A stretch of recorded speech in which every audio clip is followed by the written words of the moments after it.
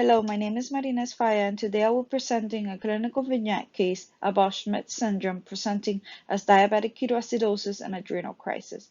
As a brief introduction, Schmidt syndrome is a rare endocrine disorder defined by the combined occurrence of Addison's disease, autoimmune thyroid disease, and type 1 diabetes mellitus. The rarity of the condition and the presentation of adrenal insufficiency and hypothyroidism often lead to misdiagnosis with life-threatening consequences for the patients.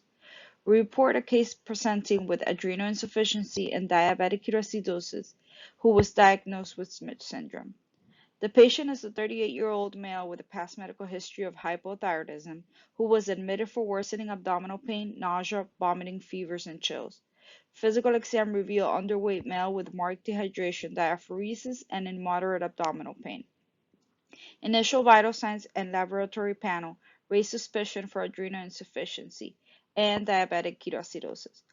Blood pressure was of 82 over 42 millimeters of mercury, heart rate 121 beats per minute, sodium 128 millimolars per liter, potassium 6.8 millimolars per liter, chloride 104 millimolars per liter, bicarb 5 millimolars per liter, BUN of 20 milligrams per deciliter, creatinine 1.5 milligrams per deciliter, glucose 402 milligrams per deciliter, TSH 60, and serum osmolarity of 319 millimolars per kilograms. The electrolyte derangements and vital signs improved after the initiation of high-dose steroids and insulin. The patient was later transitioned to a regimen of hydrocortisone and fludrocortisone, levothyroxine, and insulin basal bolus, and was discharged in clinical stable conditions to follow up with an endocrinologist. The prevalence of Schmidt syndrome is 1 in 20,000 in the general population, and there's a 3-to-1 ratio of females to males. Autoimmune thyroid disease is present in about 70 to 75%, type 1 diabetes mellitus in 40 to 60%, and Addison's disease in 40 to 50%. This syndrome can be associated with other non-endocrine autoimmune disorders, such as vitiligo, myasthenia gravis, Sjogren's syndrome, rheumatoid arthritis, and primary antiphospholipid syndrome. The initial step in diagnosis should be checking serum morning cortisol levels to identify adrenal insufficiency.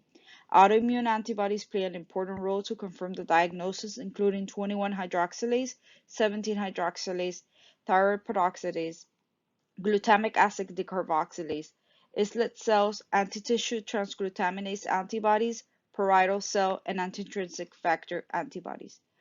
Currently, treatment is limited to hormone replacement in patients with organ failure, but it is crucial to replace corticosteroids before starting thyroid replacement in patients with adrenal insufficiency. In conclusion, a high-level diagnostic suspicion is required for the diagnosis of Schmidt syndrome when encountering a patient with autoimmune disease.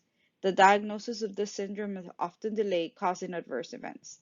With this case presentation, we add to the data pool of Schmidt syndrome with the ability to significantly improve patients' outcome with early diagnosis and hormone replacement.